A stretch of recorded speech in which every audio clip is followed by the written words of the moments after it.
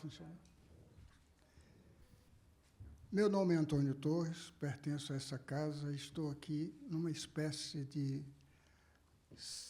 como um secretário ad hoc, porque quem deveria estar aqui, nesse lugar, era o acadêmico Joaquim Falcão, que, por motivos de força maior, ficou impossibilitado de comparecer. Questões sérias a vida dele. Porém, é um prazer, uma alegria estar aqui e quero agradecer a presença de todas e todos e dos ouvintes de casa. Cumprimentar os participantes, os cientistas por isso, Carlos Pereira, da Fundação Getúlio Vargas, Marcos Mendes, da Universidade Federal de Pernambuco, Marcos Melo, Lília Schwartz, nossa cara confreira, daqui a pouco. Todos estão convidados para a posse dela, dia 14, às 20 horas. Cheguem cedo para pegar um bom lugar, né? Mas primeiro se inscrevam, porque tem que ter a permissão aí da dona Lúcia Depp. Jairo Nicolau, do CPDOC, meus cumprimentos. E dizer que estamos aqui para lançar um livro muito oportuno, porque a democracia brasileira não morreu, e que mereceu hoje a coluna do nosso presidente, Merval Pereira, toda dedicada a esse assunto, mas vou deixar para a nossa coordenadora, Lília Schwartz, dizer o resto. Muito obrigado.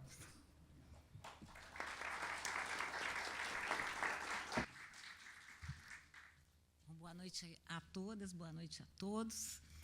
É uma alegria tomar parte dessa sessão. Combinei com o professor Joaquim Falcão que eu faria a moderação e algumas questões ao final. Esse é um livro, como disse já o Antônio Torres, absolutamente oportuno, que discute, faz um balanço, né, da vida política brasileira de 2013 a 2023. É basicamente uma radiografia, e por mais que os autores não sejam apegados a conjecturas, essa semana e a semana que passou foram semanas particularmente fortes no que se refere à discussão que eles estabelecem e do poder do legislativo, não é?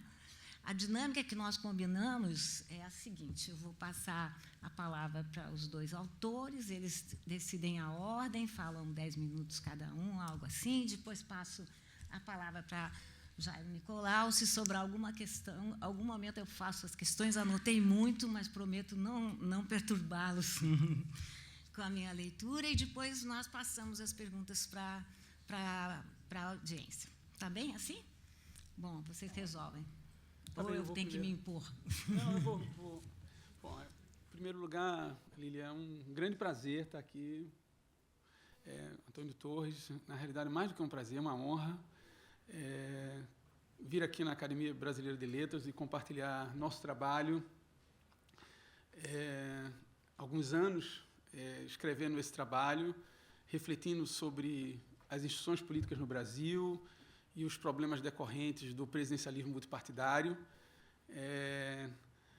E chegamos nesse livro, né? Esse livro foi um grande desafio para a gente, porque eu e Marcos nós temos uma tradição acadêmica forte, e a academia, como vocês sabem, ela tem seus jargões, ela tem seu linguajar específico, muito hermético.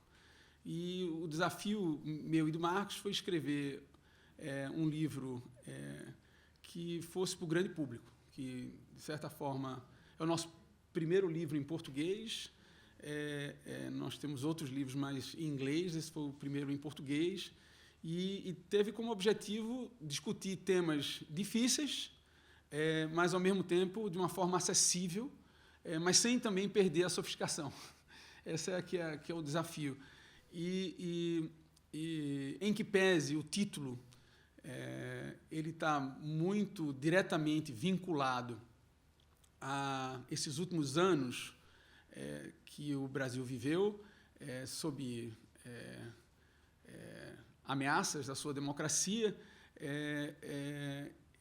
a nossa ambição é maior. A nossa ambição, ela, como Lília colocou, a gente tenta analisar a política brasileira de 2013 a 2023. E nesse curto período de tempo, o Brasil passou por muitos eventos esses de grande magnitude, né? Lembro, em 2013, as manifestações populares, inicialmente por demandas por não aumento do transporte público em São Paulo, mas que se alastrou de uma forma incontrolável no Brasil inteiro. Tivemos uma presidente eleita de forma legítima, que também sofreu um processo de impeachment também legítimo, foi substituída por outro governo de perfil muito reformista, mas que também teve muitos eventos de corrupção. Tivemos a Operação Lava Jato, tivemos a chegada pela primeira vez de um presidente de extrema-direita, tivemos, como consequência da própria Operação Lava Jato, a prisão de vários líderes políticos importantes, inclusive do então presidente da República, que sai da prisão por ter seu processo anulado pela Suprema Corte, pelo entendimento de que a jurisdição de Curitiba não tinha competência para fazer o seu julgamento.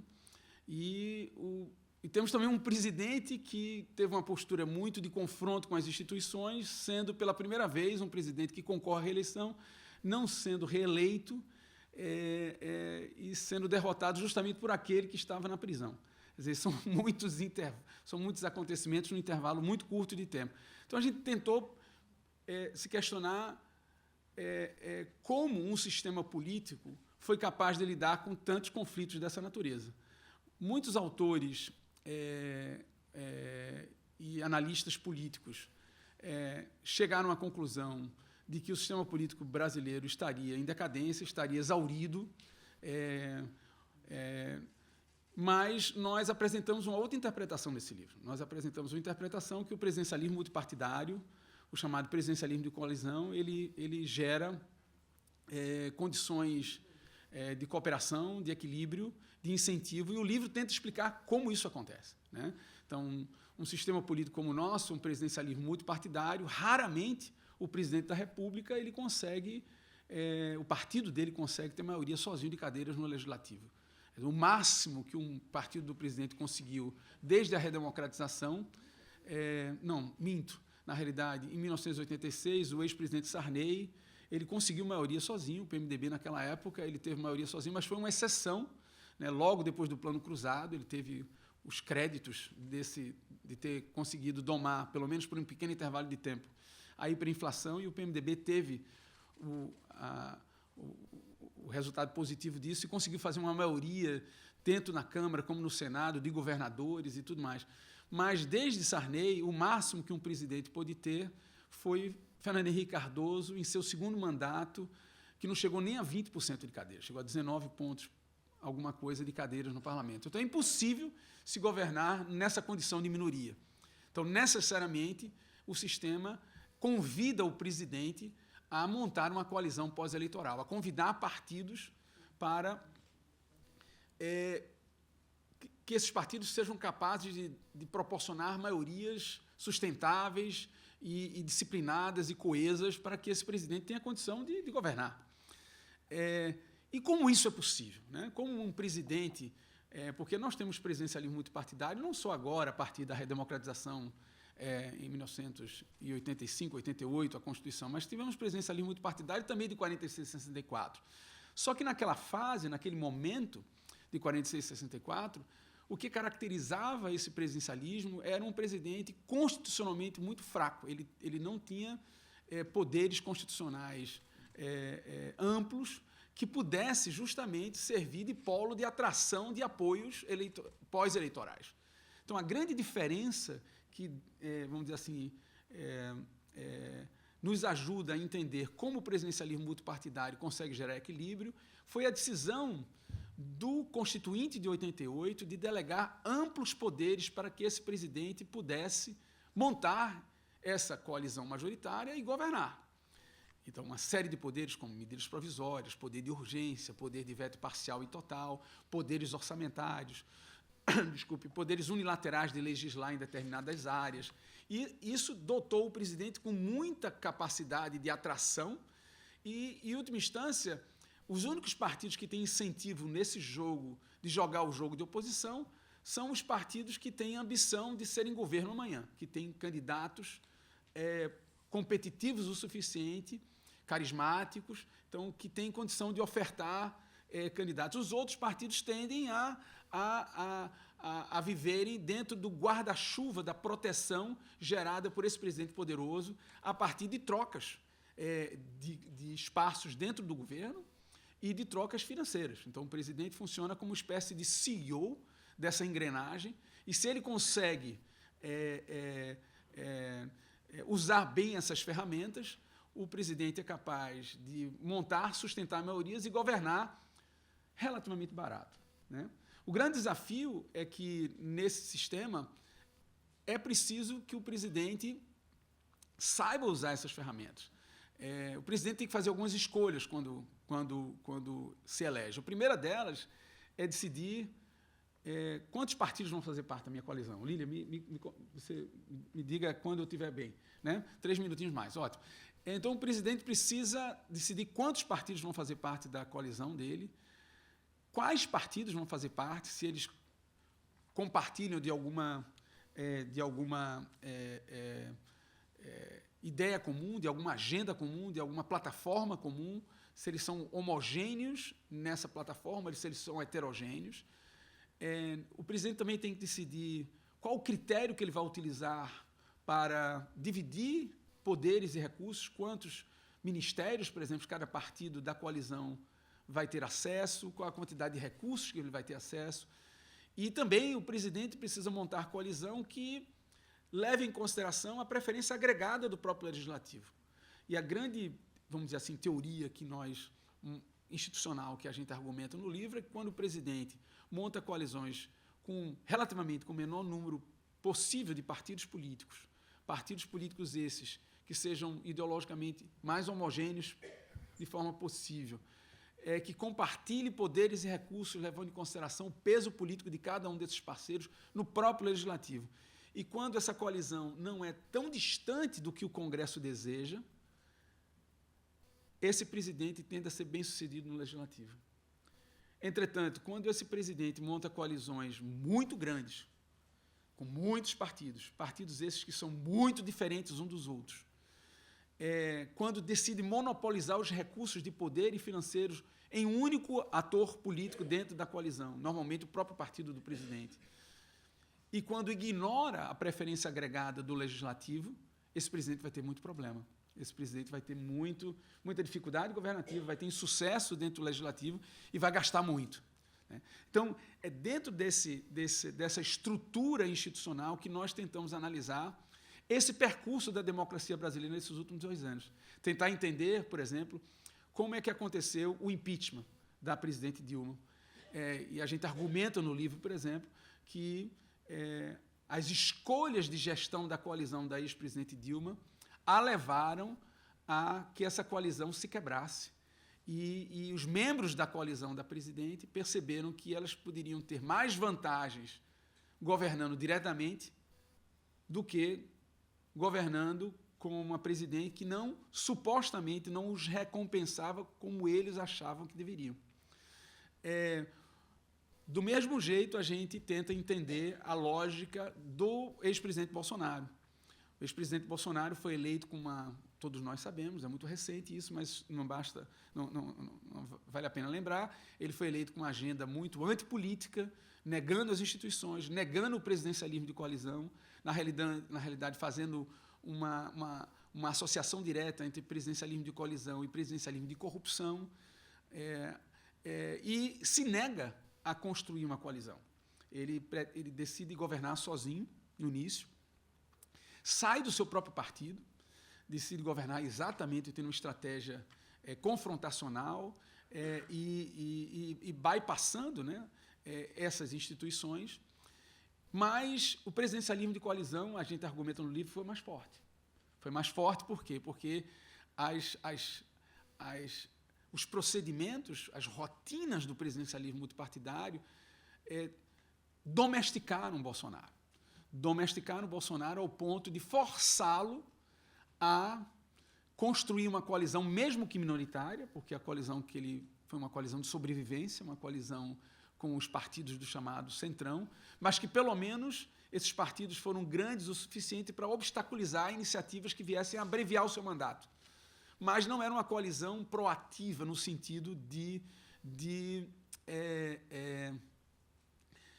propor algo que pudesse enfraquecer essas próprias instituições. Porque um dos grandes receios em presidentes de perfil populista como o Bolsonaro é a ideia de que, uma vez no poder, o grande receio, inclusive, dessa literatura sobre erosão democrática é que presidentes de perfil populista, uma vez no poder, utilizem essa popularidade, esse poder, para se tornarem mais poderosos ainda e enfraquecerem seus controles. Então, o grande receio da presença de Bolsonaro na presidência era que os controles do sistema político brasileiro, a independência do judiciário, do Ministério Público, tribunais de contas, uma sociedade muito ativa, uma imprensa livre, quer dizer, todo esse arcabouço de instituições e de organizações de controle pudessem vir a se fragilizar com a presença de um presidente com esse perfil populista. Mas não foi isso que aconteceu. Não foi isso que aconteceu. As instituições foram muito fortes, foram muito resilientes e foram capazes... E elas não foram fortes apenas pelo fato de ser fortes, mas foram fortes, esse é o grande argumento do nosso livro, eles foram fortes pelo próprio desenho institucional, que o desenho institucional no sistema político brasileiro era muito cheio de vetos, não só na esfera partidária, com multipartidarismo, mas também separação de poderes, independência do judiciário, bicameralismo, federalismo. Quer dizer, existem muitos atores dentro do sistema político brasileiro com a capacidade de dizer não.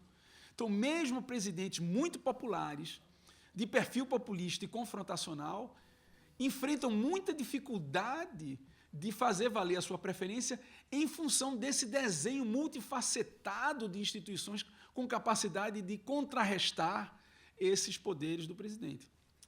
É isso aí, Marcos.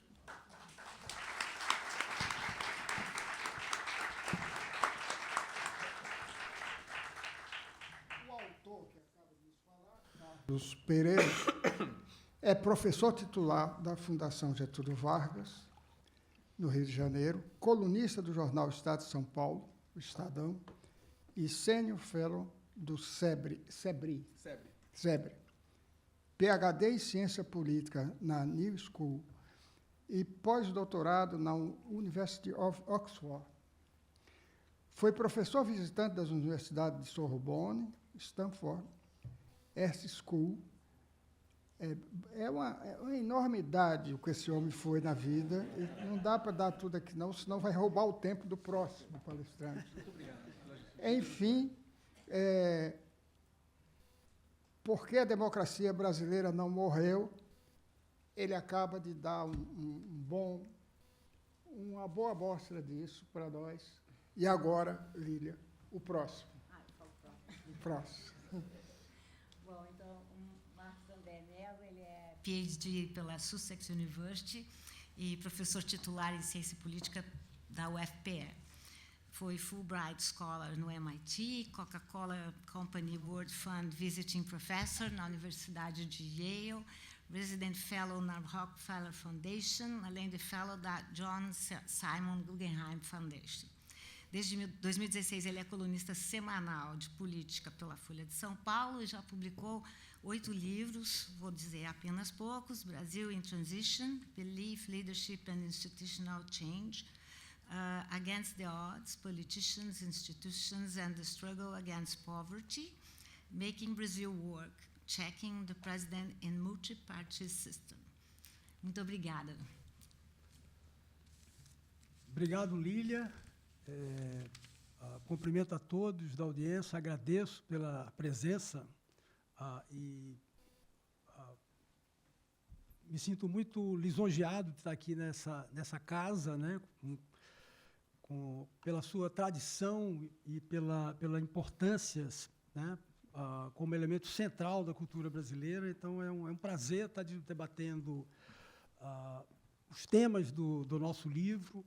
Eu vou pegar um pouco aqui e desenvolver alguns aspectos que de uma certa forma, dão uma certa continuidade ao que o Carlos acabou de falar, né? E que dizem respeito ao funcionamento das instituições, né? A mensagem, ao fim e ao cabo, é uma mensagem relativamente otimista, né? As instituições estariam funcionando bem, num certo sentido, e, de uma certa forma, é o funcionamento institucional que impediu que o Brasil se autocratizasse. Essa seria a mensagem maior, mas ela não deve ser confundida, e aí esse era o ponto que eu quero desenvolver um pouco aqui, com a ideia de que as instituições estão funcionando bem, não é? E que o país está bem, e que não há, é quase que uma trivialidade, uma platitude dizer que o país está mal, né? O país está mal, fundamentalmente porque há uma malese, né? Há um mal-estar institucional muito grande, não só em virtude da polarização, mas do próprio funcionamento das instituições brasileiras. Malgrado elas terem, vamos dizer assim, cumprido esse papel virtuoso, né, de impedir que um presidente com preferências iliberais tenha se afirmado e enfim, dado continuidade a um processo de autocratização ou de autoritarismo e assim por diante. De onde vem essa malese, né? Ela advém fundamentalmente do fato de que o país tem muitos pontos de veto. Então, para passar essa imagem de uma maneira um pouco mais direta, eu quero fazer referência ao funcionamento de um país como a Inglaterra, por exemplo. Na Inglaterra, uma reforma importante, digamos, uma reforma previdenciária, ela levaria provavelmente menos de 2 semanas para serem implementadas, né?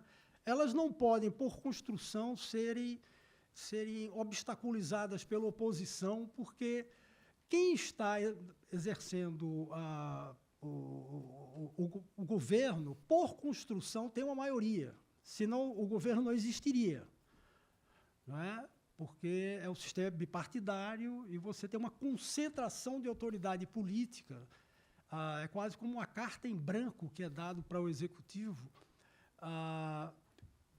pelo funcionamento de um sistema parlamentar. Ninguém tão pouco, né, na oposição pode recorrer a uma Suprema Corte, né? Ela não existia, até muito recentemente, uma Suprema Corte no país. Não há a possibilidade da oposição influir e obstaculizar iniciativas de reforma, porque as comissões parlamentares, né, as comissões no parlamento, elas não têm esse poder de produzir relatórios alternativos ou de... obviamente, não pode sequer recorrer ao judiciário e nem tampouco instâncias subnacionais, não é? Estados, governos locais podem entrar no Supremo com ações visando derrubar, né, tais iniciativas. Então, num contexto como esse, você tem uma delegação e concentração de poder muito grande, mas há também uma concentração muito grande de autoridade, né? O governo não pode dizer que quis fazer uma reforma, mas o judiciário não deixou. Ou a oposição não deixou, né? Ou algum outro ator com poder de veto não permitiu. Porque há uma difusão da responsabilização. Então, tudo que se passa no Brasil está sujeito a um processo de responsabilização difusa. Nunca se sabe exatamente quem é o responsável. O responsável é o presidente Lula, é Bolsonaro, é o Congresso, é o Judiciário, são os governadores, né? Há uma difusão de responsabilidade. Essa responsabilidade, portanto, gera um déficit de responsabilização, essa ausência. E isso produz, né, isso engendra um mal-estar permanente. Então, nós concluímos o livro com um capítulo, com uma metáfora, né, que o jogo continua, embora a torcida esteja vaiando, né? A torcida irá vaiar e o jogo continuará. Ou seja, de uma certa forma, o Brasil tem uma sociedade mobilizada, exuberante, e tem instituições que não permitem que você tenha retrocessos democráticos, mas, ao mesmo tempo, isso se dá a um custo de uma malese permanente e de um déficit democrático crônico, né? Todos estão insatisfeitos com o funcionamento do sistema, das instituições, né? Mas, ao fim e ao cabo, com muita dissipação, né? Muito custo para implementar mudanças e reformas, a despeito disso tudo, não se consegue muita eficiência, né? Então, o país funciona de uma maneira pouco eficiência. Eu gostei do título da coluna do Merval, que captura bem isso, né? Há deficiências positivas, né? O país não se degenera ou se autocratiza, como é fácil em outros países da América Latina, por exemplo, mas, ao mesmo tempo, isso ao custo de um permanente mal-estar e ineficiência econômica. Então, ao mesmo tempo que somos pessimistas, somos também otimistas em termos do resultado geral agregado. O jogo democrático continuará a um custo muito alto e com muito mal-estar. Então, é mais ou menos essa a mensagem que queremos passar.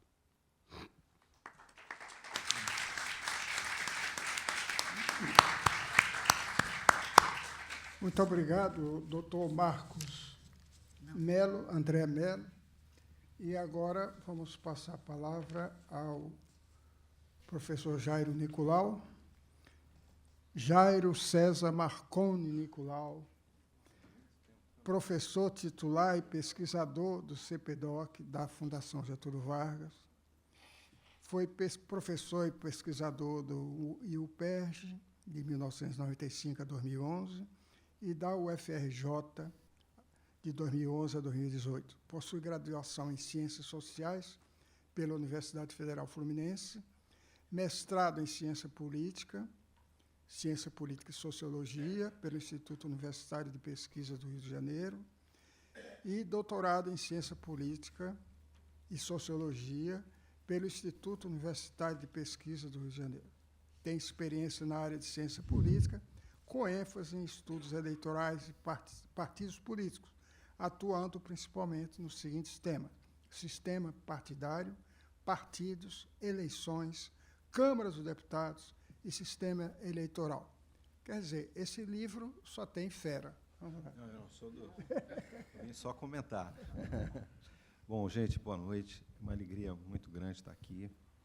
Eu já tinha vindo aqui em outro debate e fui recepcionado nessa oportunidade pelo meu ex-reitor Cândido Mendes e pelo meu amigo José Murilo de Carvalho. Infelizmente, estamos em outro momento aqui, mas é uma honra voltar aqui e uma honra ter sido convidado para comentar esse livro dos meus amigos Marcos André e Carlos Pereira.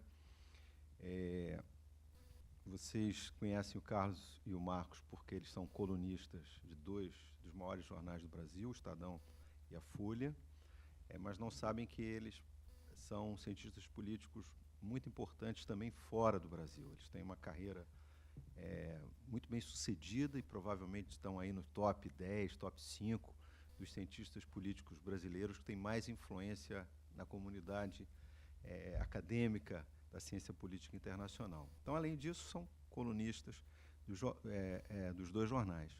Bom, os dois se propuseram uma empreitada que não é simples, né? Que é interpretar, analisar essa última década, que eu acho que acabou, né? Acabou, do ponto de vista simbólico, talvez tenha acabado foi de junho de 2013 até janeiro de 2000, não é uma década cheia, né? Mas janeiro de 2023. E eu acho que é o primeiro esforço de um cientista político, no caso de uma dupla, né, de tentar dar um sentido e compreender isso, e fazer essa análise de uma maneira mais sofisticada, né. O livro não é uma resposta a essa pergunta, viu, gente? Não, o livro não é exclusivamente uma resposta a essa pergunta, ele trata de muitos temas. Ele é um livro que tem capítulos mais curtos, tem capítulos mais sofisticados, com mais estatística, com uma linguagem mais próxima da linguagem jornalística. Ele tem ritmos diferentes, mas realmente é um empreendimento que a gente precisava, né? E a ciência política escreve muito poucos livros, infelizmente, e quando chega um livro e do naipe desse, é uma alegria para nós, né? Bom, como eu disse, o livro trata de muitos temas. Eu fiz aqui uma resenha de 6 páginas, obviamente não vou submetê-los a essa avaliação, não é? Mas eu acho que, se eu pudesse resumir as 3 principais perguntas, quer dizer, talvez resumindo o livro em 3 principais perguntas, né? A primeira é, que o Carlos falou um pouco, eu vou voltar a isso: o que faz um presidente ser bem-sucedido, né? Afinal, por que alguns presidentes e o seu governo, não estou dizendo de popularidade, nem de políticas públicas, né? Essa não é a preocupação deles. O que faz com que alguns governos funcionem melhor, de maneira mais eficiente do que outros. Nós já temos 9, se não me engano, presidentes desde a redemocratização. Eles se concentram nos presidentes mais próximos. Então, essa é uma das perguntas. A segunda pergunta que também não é simples de responder, mas está no livro, é por que Dilma sofreu impedimento? Por que ela foi impedida, né? Que fatores contextuais ou institucionais, políticos, só isso aqui a gente já podia ficar um tempão conversando para essa resposta. E a terceira pergunta é a pergunta que dá título ao livro, aliás, um título excelente, né? Com uma referência explícita, não vou dizer que não é explícita, né? Explícita, com um livro que foi um best-seller, um dos livros talvez mais vendidos de ciência política da história, no Brasil um sucesso retumbante, que eu fiz o prefácio, né? Que chama Como as Democracias Morrem. Então, aqui a resposta é por que a democracia brasileira não morreu. Podia ser por que a democracia brasileira sobrevive, né? Mas é porque não morreu. O título é ótimo. Então, essa eu acho que é a terceira pergunta. Tem outras perguntas sobre o papel das instituições de controle, tem algumas outras questões, mas eu acho que são essas as 3 questões chaves que, ao tentar respondê-las, a gente acaba perseguindo, digamos, o esforço que eles fazem. Bom, eu vou me concentrar numa única pergunta, a primeira, né, por razões aqui do nosso tempo, que é: o que faz um presidente ser bem-sucedido, né? O o Carlos, na exposição dele, já antecipou a resposta, né? Ele usa a expressão, está no livro, eles usam, né? O presidente é uma espécie de CEO, né? Ele é o que eu chamei aqui na minha resenha de virtude gerencial. Quer dizer, o que precisa de um presidente? Ele não precisa da virtude, nem a virtude maléfica lá nos manuais do realismo maquiavélico, nem do Erasmo de Roterdã, que tem que ser um príncipe virtuoso. Não, ele é um novo príncipe, ele tem que saber usar a sua caixa de ferramenta, também eles usam essa expressão mais de uma vez, de gerência da coalizão. Ele tem que ser uma espécie de coordenador para fazer com que essa gerência funcione bem. E, para isso, ele tem que seguir, basicamente, 3 regras. Essas regras aparecem no livro e são produzidas em pesquisas outras que não estão no livro, e aparecem mais na frente do que a explicação.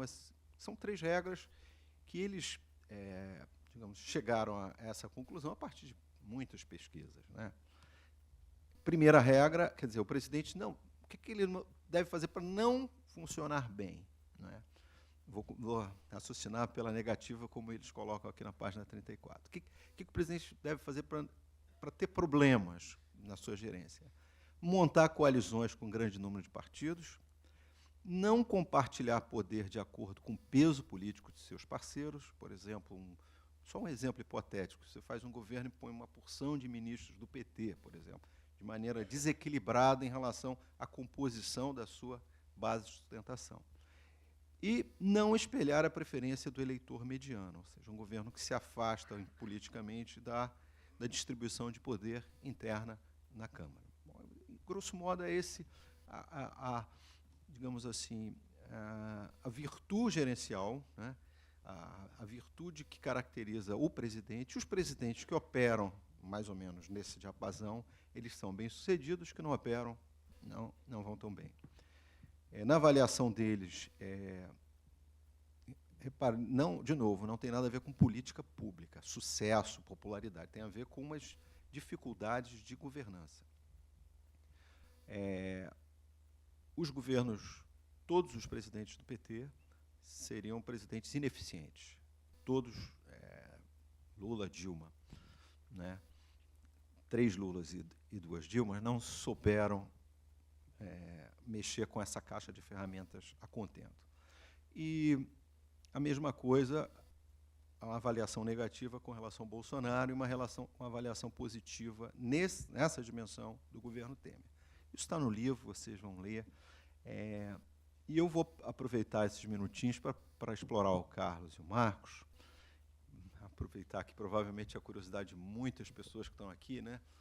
Como é que a gente pode analisar o governo Lula? E eles fazem um capítulo exclusivamente sobre o governo Lula. É um movimento ousado, porque o governo está em curso, né? No primeiro ano, tinha acabado o primeiro ano, eu imagino, quase o fim, quando eles escreveram, mas tem uma primeira análise. Por quê? E aí que é digamos assim, não é uma crítica, mas é um questionamento, porque o livro se centra muito no papel do presidente, né? E as dificuldades que o presidente tem ou não tem de fazer com que o país siga à frente nas decisões que lhe cabem na relação com o legislativo. Mas, para o final do livro, eles foram falando de alguns aspectos, umas mudanças institucionais que o Brasil passou, e é nesse ponto que eu queria concentrar a pergunta. A Câmara dos Deputados tem mudado muito ao longo desses 30 anos. Ela não é fixa, ela não é... O presidente não está lidando sempre com... Não é só uma distribuição de mais à esquerda, mais conservadora. Ela tem mudado por uma série de fatores. 2 fatores eles enumeram aqui. O fundo eleitoral, que passou a figurar em 18, são 2 eleições, as 2 mais dramáticas da nossa história, sei lá, 89 também foi dramática, mas essas 2 recentes, os deputados já operaram num sistema em que eles não recebem mais recursos do mundo empresarial, recebem recursos públicos. Na primeira eleição, o recurso foi baixo, 1 bilhão e pouco, e passou para 5 na última eleição. Bom, além disso, tem as emendas impositivas. Se o presidente é um CEO, os deputados viraram médio empresários, pequenos empresários. Cada um deles recebendo milhões de reais por ano para tocar a vida.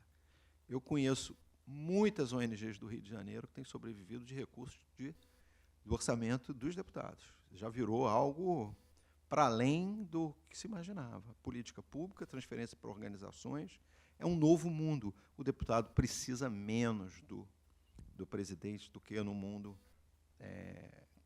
que, digamos, para trás das primeiras 20 anos da democracia brasileira. Isso eles chamam a atenção, mas eu acho que tem dois aspectos ainda. O primeiro, há uma mudança no perfil dos representantes. Uma sociologia dos deputados hoje mostra os deputados representando muito mais os interesses territoriais, os pequenos interesses. Se eles são CEOs para entregar dinheiro para as suas bases, né, eles têm uma enorme autonomia dada pela forma com que eles são eleitos, com o dinheiro que lhes financia a campanha, e também comparativo ao presidente. Olha, eu posso dar menos bola para o presidente, porque a emenda do orçamento agora eu não negocio, mas eu tenho dinheiro e toco, e eu posso ter muito mais autonomia em relação ao presidente. E tem uma outra dimensão que tem a ver com a composição política, que mudou também. Essa não é só a Câmara mais conservadora da história republicana, ou pelo menos, eu acho que desde 46, tirando o Congresso eleito durante a ditadura, esse é o mais conservador. Mas tem um aspecto novo, que é, pela primeira vez, a direita brasileira, né, desde a redemocratização, tem um partido e tem uma atuação ideológica e que tem puxado uma parte do centrão. Então, para terminar, minha pergunta talvez interesse ao público, né, menos a ver com o livro, mas é como, a partir do modelo que vocês organizam, apresentam no livro, a gente pode pensar o que a gente está olhando pela janela. Qualquer assunto, né? Hoje estava ouvindo um podcast, a votação da lei das blusinhas, né, foi uma coisa inacreditável, vetos, tudo passou a ser, né, os deputados com as redes sociais, eles estão tem uma autonomia na política brasileira que não tinha. Então, qual é a caixa de ferramenta do presidente num contexto novo que se abre com o Congresso, com a Câmara, com uma outra configuração? A pergunta que eu deixo para vocês. É isso.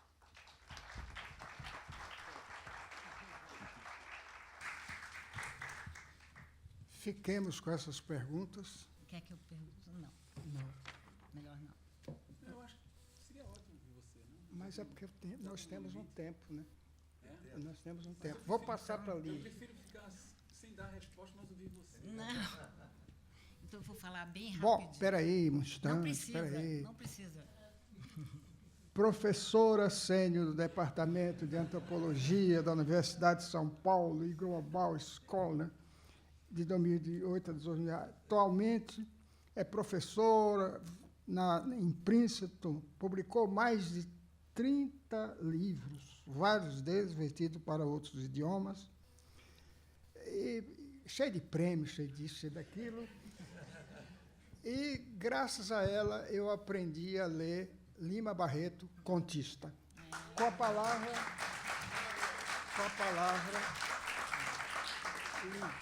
Lília. Eu vou ser bem breve, eu sou a historiadora e antropóloga. Essa é a minha parte que me cabe nesse latifúndio, né? Vocês têm aí um livro muito generoso, são dois cientistas políticos renomados que tentam traduzir e traduzem para um público mais amplo questões muito difíceis. Eles usam metáforas sensacionais, anotei várias, vou copiar, e dissecam, de fato, o funcionamento institucional, né? Eu acho que o livro nos oferece uma teoria institucional para pensar democracia.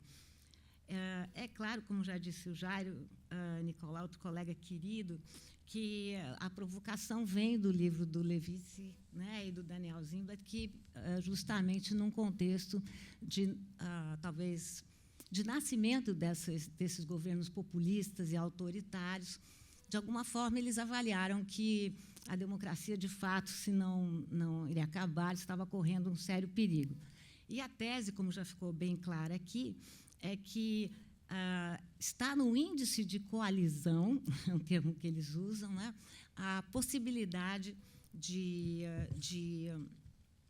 que a democracia continue a funcionar. Eu gostei muito também do comentário do Marcos Mello, no sentido de dizer que não é um elogio exatamente a essa democracia, mas é uma constatação. Então, eles chamam a atenção na página 67, como essas são escolhas estratégicas de gestão da coalizão de uma forma mais geral e uma política de coalizão pelo chefe do Executivo, que esses seriam os elementos centrais. Mas também, logo na página 37, vocês destacam quais são elementos importantes para a democracia. Diminuição da pobreza, controle inflacionário, desigualdade, diminuição da pobreza e da desigualdade, inclusão social, respeito às minorias. Então, a minha pergunta, para ser bem breve, é, primeiro, de que democracia nós estamos falando? Nesses 10 anos, por vocês analisados, tem a ver com a pergunta do Jairo Nicolau, essa democracia não se alterou? Né? É sempre a mesma democracia que sobrevive a esse jogo institucional?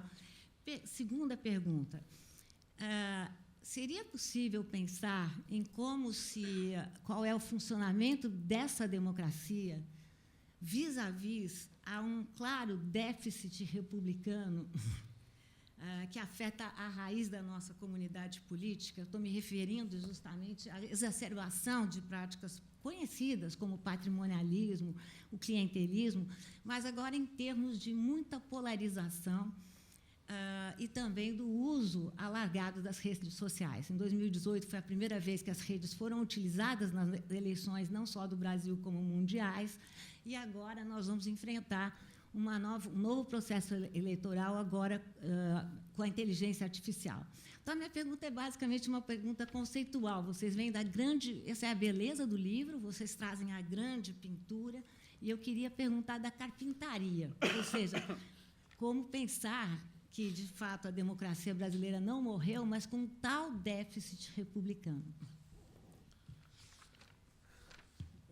Pega do Jairo e você pega ali. Bom, Jairo, a sua pergunta é muito legal mesmo. É como pensar a democracia hoje a partir de uma caixa de ferramentas em que o presidente perdeu algumas ferramentas, né? O presidente perdeu algumas ferramentas, das quais você já destacou algumas com o orçamento impositivo. Isso de fato, fragilizou o presidente e dotou o legislativo de mais poder. E o fundo de campanha. Mas a gente procura interpretar isso, Jairo, sob a perspectiva de restrições, né? O presidente enfrenta maiores restrições hoje para fazer uso estratégico dessas ferramentas. Mas isso não significa impeditivo, né? O bom contrafactual, você já enunciou na sua pergunta, foi o governo Michel Temer, que várias dessas restrições eram até piores do que são hoje, por exemplo, né? A gente lembra que, quando o presidente Temer chegou à presidência, existiam 30 partidos que tinham representação na Câmara dos Deputados. 30. Hoje só temos 19. Só temos 19. Mas temos 30. Né? O número efetivo de partidos com o presidente Temer tomou posse era quase 17, o número de partidos que importam.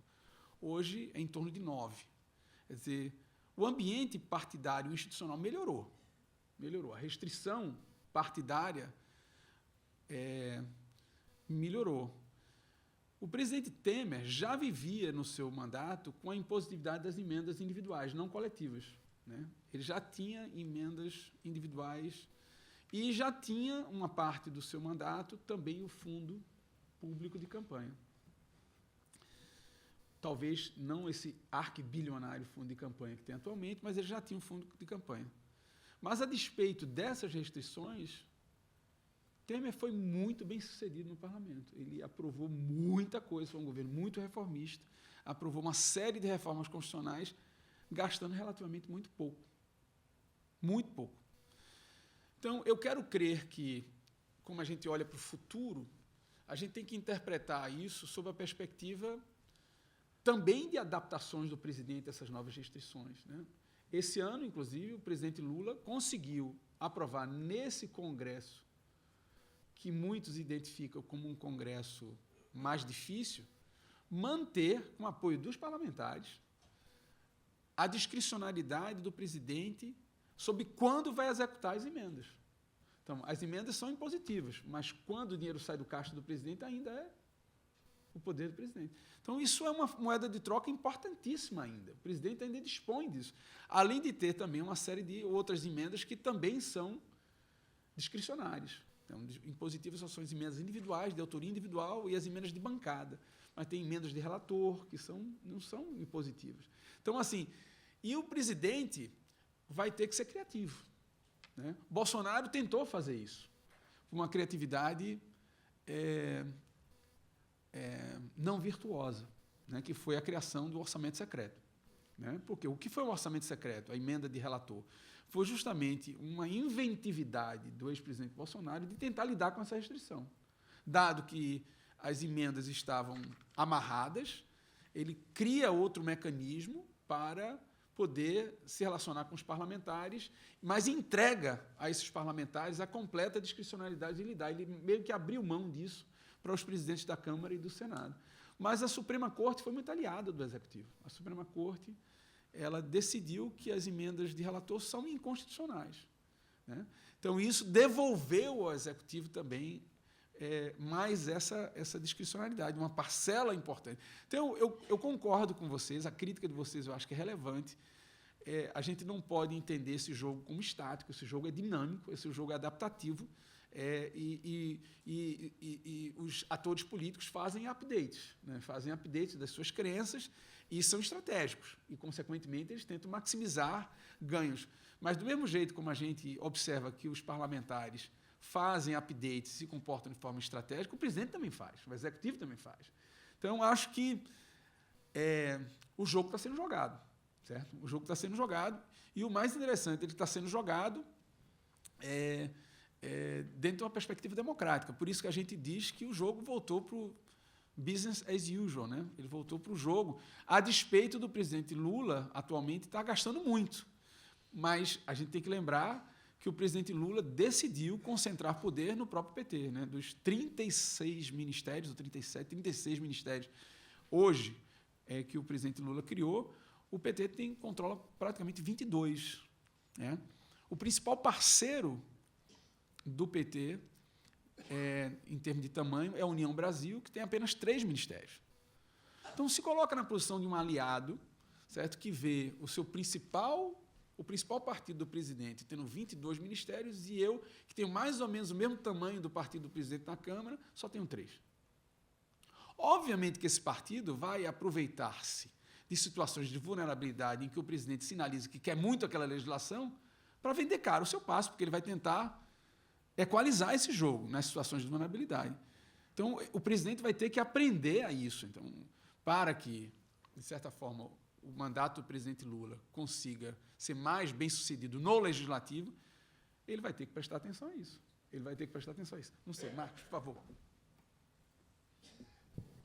Bom, esse é um ponto crucial, né? A democracia, nós estamos trabalhando aqui com um conceito um pouco mais restrito de democracia, né?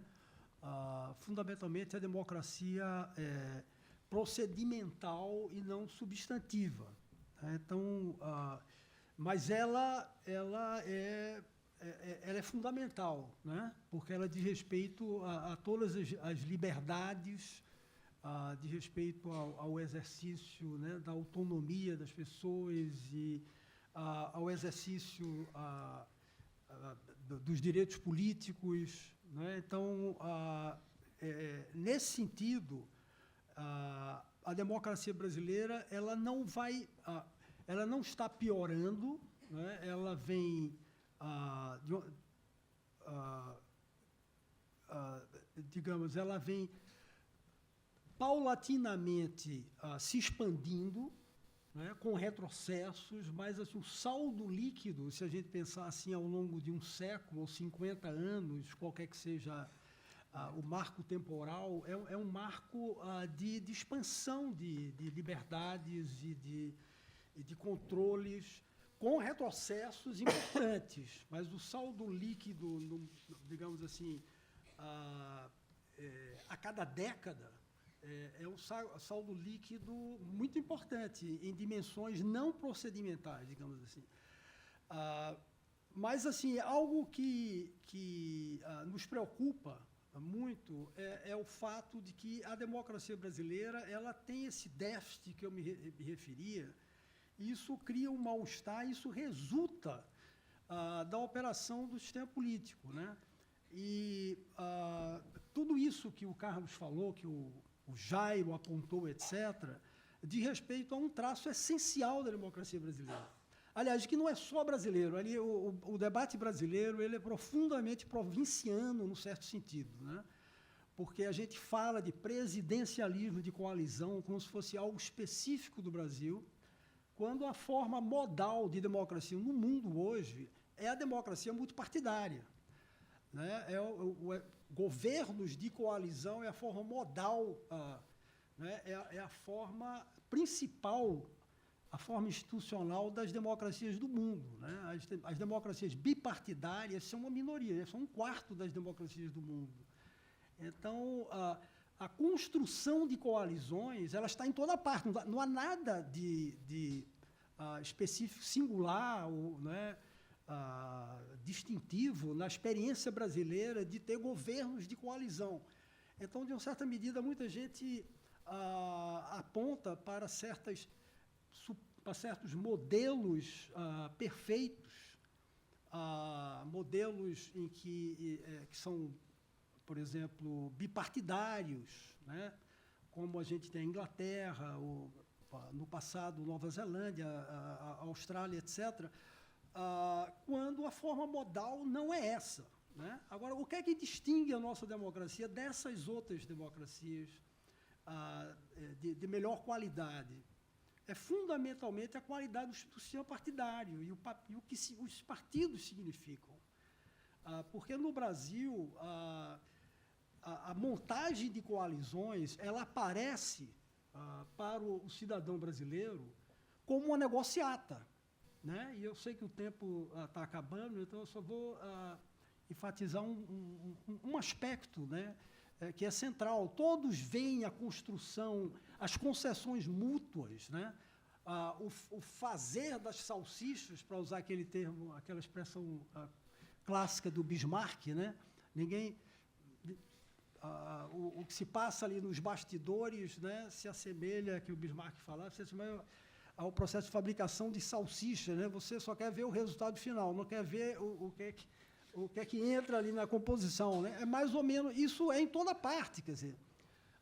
Mas só que, no caso brasileiro, a gente não tem atores coletivos que façam barganhas que sejam programáticas, né? Então, assim, quando você tem a montagem de uma coalizão, para citar a última da Alemanha, é um documento de 160 páginas em que cada partido diz exatamente por que ele entra na coalizão, o que é que ele ganhou e o que é que ele concede como não possível de ser obtido.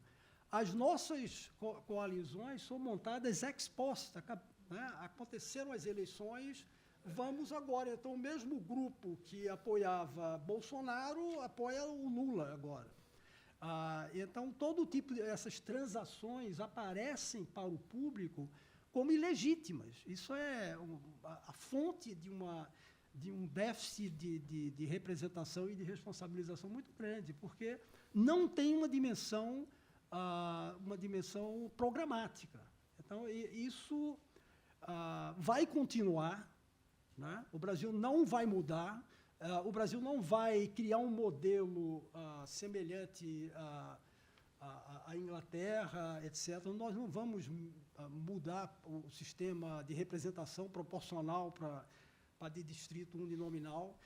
E eu encerro aqui, E, se nós mudássemos, nós estaríamos sujeitos às patologias desses regimes, né, que são idealizados como se fossem perfeitos.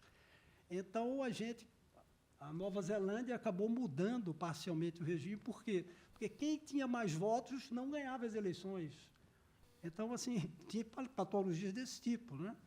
Ou então situações no qual o Partido Liberal na Inglaterra, que tinha 1/4 dos votos, chegou a ter 1/4 dos votos, mas tinha 3 membros no Congresso.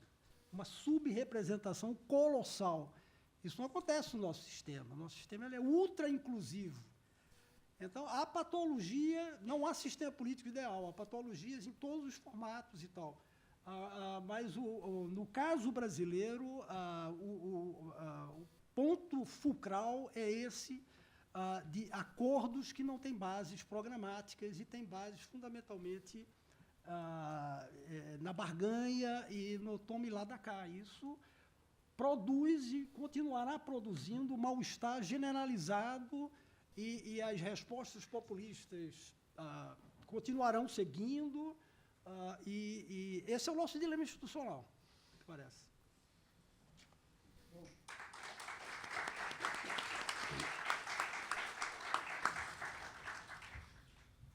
A conversa foi muito boa. Infelizmente, a gente tem um relógio contra nós todos. E o que me pareceu, e deve ter parecido a todos, é que o livro traz, e o debate que trouxe, uma visão não muito apavorada da questão, né? Ao contrário, está acontecendo na Europa. Eu recebi hoje de Portugal um artigo escrito por um brasileiro, que é meu amigo há 200 anos, chamado Celso Japiaçu, paraibano, escritor, poeta, jornalista, etc., publicitário, que ele diz o seguinte: as eleições no dia 9 de junho, na Europa, representam um momento crucial para a democracia, né?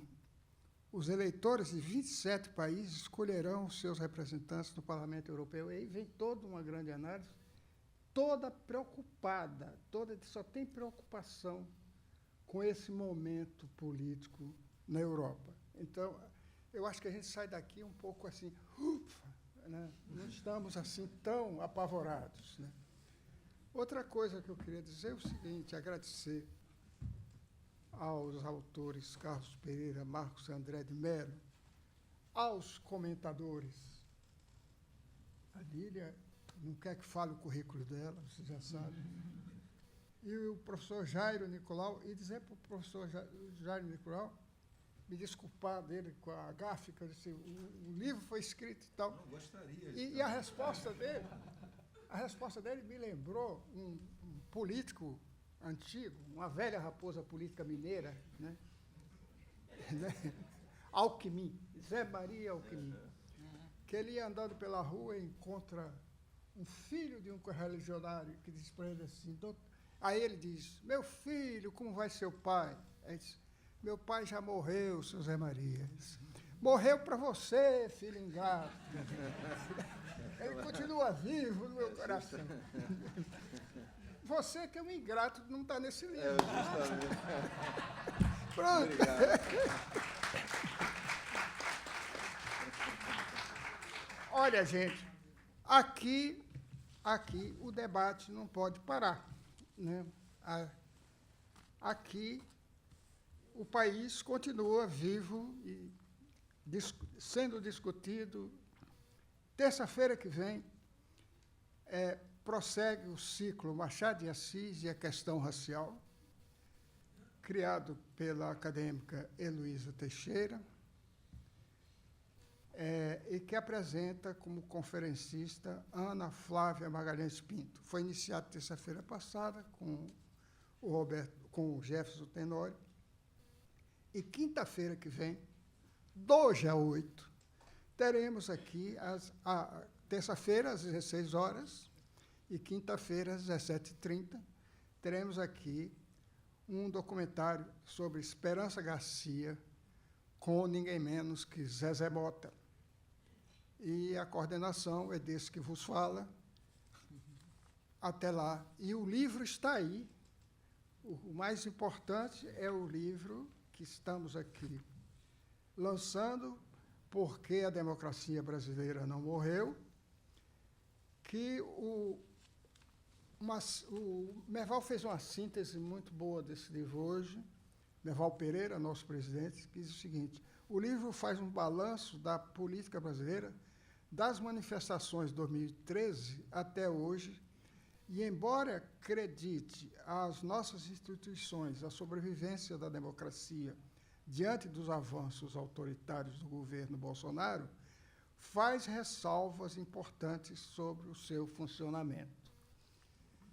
Mas, como vimos, essas ressalvas não são para deixar a gente apavorado. Boa noite para todo mundo.